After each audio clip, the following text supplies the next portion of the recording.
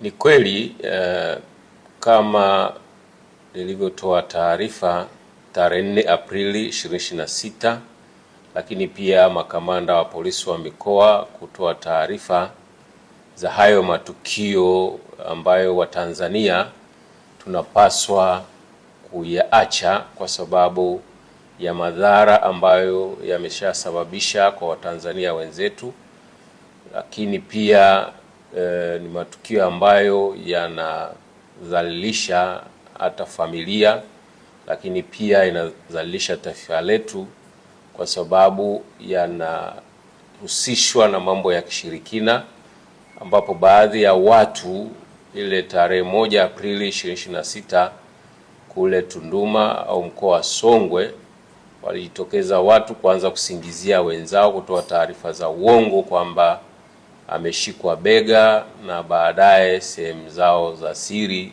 zikatoweka, na kwa sababu hiyo ilipelekea baadhi ya watu kushambuliwa na watu ambao waliongozwa na mihemko bila tafakari ya kina kwamba inawezekanaje mtu akushike bega alafu sehemu zako za siri zitoweke. Basi wakasababisha baadhi ya wenzetu kule Songwe takriban 7 kupoteza maisha na wengine kujeruhiwa na wakawa wanaendelea na matibabu. Lakini baada ya kule Songwe ikahamia Mbeya ambako nako watu walijeruhiwa na kupata madhara mbalimbali, na baadaye Dar es Salaam, na baadaye kaenda kule Rukwa, baadaye Katavi na baadaye baada ya Katavi kaenea maeneo ya Zanzibar. Sasa matukio hayo tunasema sisi kama jeshi la polisi tunaendelea kuwashauri na kuwataka Watanzania kwa kweli ambao bado wanaendelea na imani hizo potofu waachane nazo, kwa sababu ni taarifa za uongo, za uzushi ambazo hazina nafasi katika nchi ya wastaarabu kama Watanzania, lakini pia hayana nafasi katika dunia ya sasa hivi ya sayansi na teknolojia, ambayo sasa hivi watu wanafikiria mambo ya sayansi na teknolojia, wanafanya mambo kisayansi, wanafikiria kisayansi, na ndio maana unaona hata mahospitali yetu makubwa yameingia kwenye upasuaji ambao hawafungui tena hata kifua, wanatumia teknolojia, wanamfanyia mtu matibabu na anapona. Kwa hiyo inabidi tuachane nayo kwa sababu ni vitendo ambavyo kwa kweli havina ukweli wa aina yoyote ile katika karne hii ya sayansi na teknolojia. Lakini pia matukio haya yameshasababisha kama nilivyosema kule Songwe watu 7 walipoteza maisha, lakini pia mkoani Rukwa mtu mmoja alipoteza maisha, kule Katavi 2, lakini pia kaskazini Pemba nako alipoteza maisha mtu mmoja, lakini pia majeruhi jumla 39 wamepata majeraha, ingawaje na wengine walishambuliwa lakini ikawa ni majeraha madogo, lakini wakawa wamenusurika. Kwa hiyo unaweza ukaona kwamba vitendo hivi ambavyo ni vya uongo, vya uzushi, vya kujenga chuki havina maelezo ya kisayansi, kwa sababu wote ambao walizusha huo uzushi walivyoenda pelekwa kwa wataalamu, kwa maana madaktari walivyowakagua kitaalamu, waliona kwamba watu wao hawana dosari ya aina yoyote na sehemu zao zipo kama kawaida. Kwa hiyo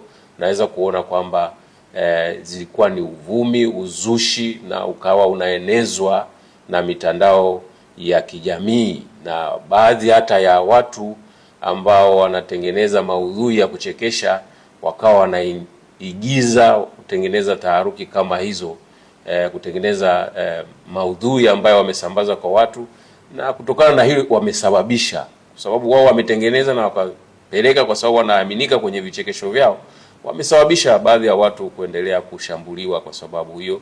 Na ndio maana sisi jeshi la polisi tunataka hata na hiyo waache hiyo tabia ya kutumia vitu ambavyo vinasababisha madhara kwa binadamu, hata kupoteza vifo kama hawa 11 ambao wamepoteza maisha yao kwa sababu ya uzushi huo, ya uvumi, lakini wamepoteza maisha, lakini pia watu walikuwa wanawategemea. Kwa hiyo ni vizuri wakaacha hivi vitendo. Lakini pia jeshi la polisi pamoja na kuendelea kutoa elimu na kushirikiana na wadau wengine, lakini tuliamua kuchukua sheria kama inavyoelekeza, na jumla ya watuhumiwa 228 walikamatwa Tanzania nzima, na wengine walishafikishwa mahakamani, na 56 kati yao walipewa vifungo au walipatikana na hatia kwamba walisema uongo, walizusha uongo, na wenzao wakashambuliwa, wamefungwa kuanzia vifungo vya miezi 6.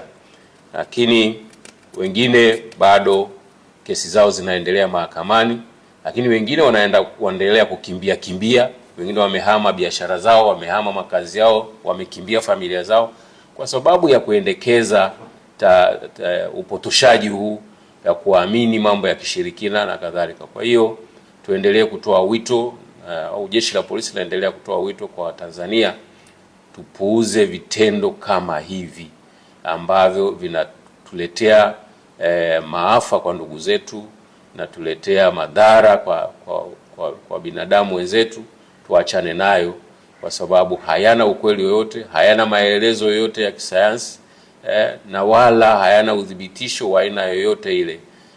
Lakini tuendelee kuomba wadau mbalimbali waendelee kutusaidia kutoa elimu, hususani tukianzia hata viongozi wa serikali za mitaa waitishe vikao kwenye mitaa yao, kwenye vitongoji vyao, vijiji vyao, wakae wakishirikiana na polisi kata wetu, wahakikishe kwamba wanaendelea kutoa elimu, kuhakikisha kwamba vitendo kama hivi vinakoma. Na tunashukuru Mungu kwamba siku 2-3 hizi havijatokea vitendo kama hivyo.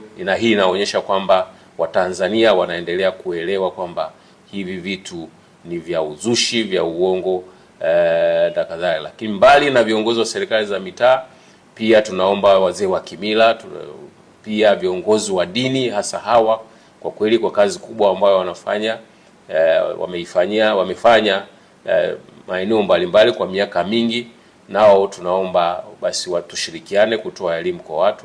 Na hata vitabu vya dini zote vinakataza kukumbatia, kuamini vitu vya mambo ya kishirikina ambayo hayana udhibitisho yoyote, yanasababisha madhara kwa watu. Na ndio tuseme kwenye vitabu, ndio maana Mwenyezi Mungu alivikataza, kwa sababu alijua kwamba havina ukweli wowote ule.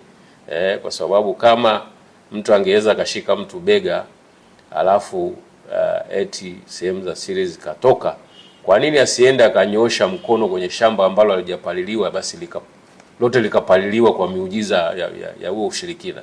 Kwa hiyo watu waone kwamba hivi ni vitu vya uongo. Basi nirudie tena kwamba Watanzania ni vizuri tukaondokana na upotoshaji huu, tukaondokana na imani za kishirikina, lakini pia tukaondokana na hii aibu ya kusema kwamba eti mtu amekushika bega sehemu za siri zikatoweka. Basi kama ana uwezo huo akushike, basi na mapesa yajae mfukoni, tujue kwamba wana miujiza aina hiyo au wana uwezo wa aina hiyo. Kwa nini? Lazima tujiulize, ni kwa nini watu wanaenda kwenye mambo mabaya tu, kwamba watu wana uwezo tu wa kufanya mabaya? Kwa nini hawana uwezo wa kufanya mazuri? Ningefikiria hata kama basi ana uwezo, hata watoto wao ambao wako mashuleni wakifika kipindi cha mtihani waambie wakae tu, wasiandike, akae tu, alafu mtihani wake ujiandike kwenye karatasi awasilishe, kitu ambacho hakiwezekani, hakina nani yoyote, udhibitisho yote wa kisayansi. Tuyaache, na kila familia ikemee, ielimishane kwamba vitendo hivyo sio kweli, vitendo vya kishirikina vimepitwa na wakati. Dunia inatucheka kwa kumbatia vitu ambavyo vimepitwa na wakati.